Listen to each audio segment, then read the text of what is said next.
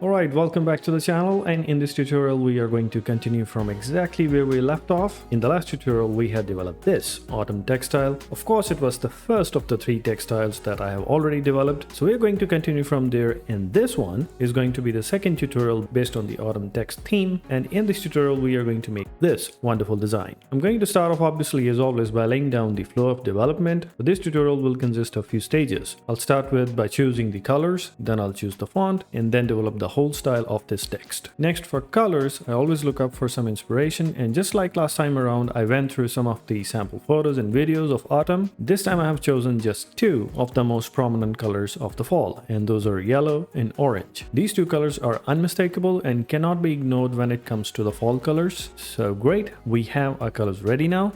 Now let's just begin with the work, and first of all write the word autumn and center align it. For the font, I went through a lot of fonts as always, and I found this font, Rific Free Bold, to be the best pick. With that being done, let's begin with the stylizing of the text. The first thing that I'll do is that I'm going to increase the distance between individual letters. Now I'm going to do this by keeping in mind some of the effects that I want to achieve by the end. You'll see when we get there. So I will select the text and go to the properties. Here I'll come down here to this icon called the tracking. As the symbol shows, it increases the distance of all the individual letters horizontally, and I'll just increase it and make it wide enough so that it would avoid overlapping of all the effects that I would apply later on this text. Let's increase the value to about 500. Okay, now let's apply the gradient first of all to the text. For that, set the fill to none here on the left and go to the appearance panel on the right and add a fill. Now select the gradient tool on the left, or you can press the letter G on the keyboard, click on the text, and this will apply the linear gradient by default. Open the gradient panel here on the right hand side and select the first color slider here on the left, and then select the color picker below here and give it this orange shade. And now select the second color slider and using the color picker give it the bright yellow color. Great. Now go up here and change the angle to -90 degrees. The last bit is that I want to give more space to the orange color and keep the yellow color a bit less. So I will select this diamond here, which is the gradient slider, and push it to the right side. Cool. So we have our basic gradient set. Next up is that we want to turn this text to 3D, or should I say 3D looking. Now one way of doing that is by simply selecting the text and then go to the effects here and then to transform, and then add 1 pixel on the horizontal and 1 vertical, and then add multiple, let's say 30 copies, and here it turns 3D, which at a basic level is fine. But if you look at the final result that we want here, then you can readily notice that the stretched part or the extruded 3D part has the colors placed completely flipped. Yellow is on the top and on the bottom is orange. So obviously to get this effect we need some other way around to achieve it. Okay, now let's get back to the text. So I'm going to remove this transform and get back to the flat text. So how are we going to get what we want? We do know that we want to flip the text colors of the background. So to achieve that, I will select this text and copy it, and then I'll paste it on the back. You can notice this if you go here in the layers, and you would be able to see the 2 identical layers. If I move the top one, you will see the same layer below as well. Okay, well, let's just undo this. I'm going to select the lower layer here in the layers menu, and I will hide the layer that is above by pressing this eye icon. Now select the lower layer, and I will again select the gradient tool and then go to the gradient panel and then reverse the angle to 90 degrees. So this helps us to flip the colors. If I go back here in the layers panel and unhide the layer above, you can see the gradient is reversed on it, and if I hide the top layer again, then you can see the gradient is flipped on the layer below. All right, this is the first step. Now what we also might want is that the 3D stretch should also change its colors towards the back so that we get a blend of light and dark colors. I'll focus on trying to achieve that. For that we will once again copy this text at lower layers and further paste it at the back again. As you can notice, we have a third layer now of this text in the layers menu.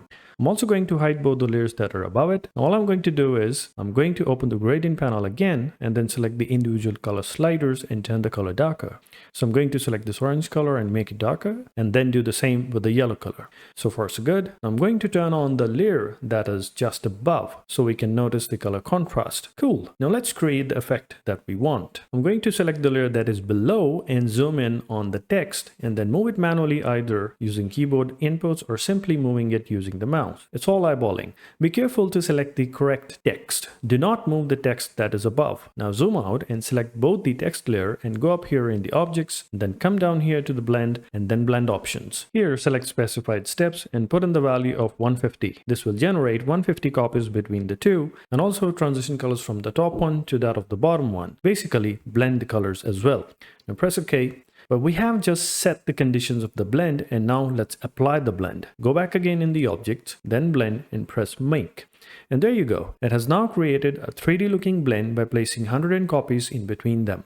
Not only that, but we can also notice the colors turn from bright to dark as the blend goes backwards. Now let's just turn on the text layer on the top, and there it is. We have achieved the reversed color effect we wanted. But hey, do not skip ahead. There is more to it to get to the final version we will be making. And not just that, as we work further with this blend and try to make changes to it, to achieve the final effect, we will have to face some challenges and then consider the trade-offs that we will have to deal with. First, we will add a stroke highlight. Achieving that is easy. Select the top layer and then go to the appearance panel and select the stroke. Make it 1 point thick. Then go to stroke colors here on the left, double click it and fill in the hex code of the yellow color E5FF0D and press OK. I can leave it as it is now, or I can slightly push the stroke inwards to make it look even more prominent. Let's do that. Select the stroke and then go in the effects path and then offset path. And since we want to push it inwards, I'll put in the value of -3 pixels and press OK. Great. Now what's next? Next, I want to bring the individual letters closer to each other and at the same time rotate slightly some of the letters to make it look nicer. But this is exactly where things get tricky. We have multiple layers, so I cannot simply reduce the tracking distance of the top layer as it would do nothing to the layers below, as you may notice. So I need to combine the top layer and the blend that is below it into one united object and then separate the letters individually or move them around or do whatever I want to do to them independently. So let's do that. So the first thing is to look at the blend closely. Let me hide the top layer again, and as we can see, when I click on the blend we created, it selects everything. So at the moment it is a single object even though we created 150 layers in between. So how do we work with that? For that we need to expand the blend. What expand command does is that it will release all the 150 layers we created and separate them completely so that we can edit it whichever way we want. Let's take that first step. So select the blend and go up here in the objects and then down here to expand appearance. Now you can see two outlines. One of the layers that was on top and the one that was on the bottom, but they're still tied together. They still get selected together. Now let's once again go to the object and then to expand. This will give you a menu. Select both the object and the fill and press OK. And you can see it has turned very blue as all the layers are selected at the moment. Now with everything selected, do not make the mistake of clicking away. I'll zoom in and you would be able to see that all the layers now have been separated and highlighted. But we don't want each single layer. What we want is to be able to select every alphabet separately. So what I'm going to do is that I'm going to combine back all of these layers into one single object. For that, click here on the Pathfinder tab on the right. If you can't find it here, then go up here in the windows and come down here and select Pathfinder. So we'll go here in the Pathfinder and press the first option here called Unite. Apply it and give it a moment and it gets done. Now as you can see that the blend has now been converted into one single shape. As I zoom in, you will notice there are no more layers here and it's all one single shape. But here we also notice one more thing. The dark color on the background has been removed and the whole object has the colors of the top right gradient. Now this has happened because when we apply Unite, the Illustrator by default will apply the colors that is on the top of the layer, usually to the whole object. So if we want to maintain the dark colors of the lower layers as well, we'll have to find a different way, and that will make this tutorial a bit more advanced and complex. That is something we will do some other day. And this is the trade-off that I was talking about. We will have to let go some of the things for now as it will turn things more complicated.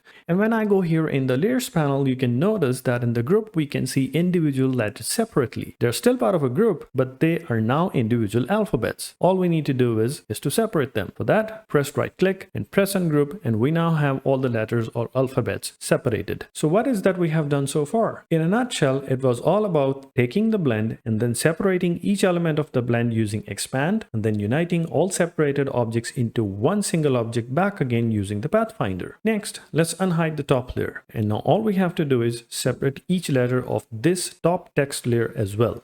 This is easier as it is still a text effect. So let's once again go up here in the objects with the layer selected and then expand appearance. As you can see, it has separated the stroke and the fill below it, but they are still grouped together. So right click and press ungroup all. This will separate all the fills and strokes strokes individually. Now simply press left click and drag over each letter and combine them by pressing Ctrl G. And in this way, we can now move and rotate each letters individually the way we want. So now I'll bring them closer, move them up and down alternatively, and rotate some of the letters as well the way I want.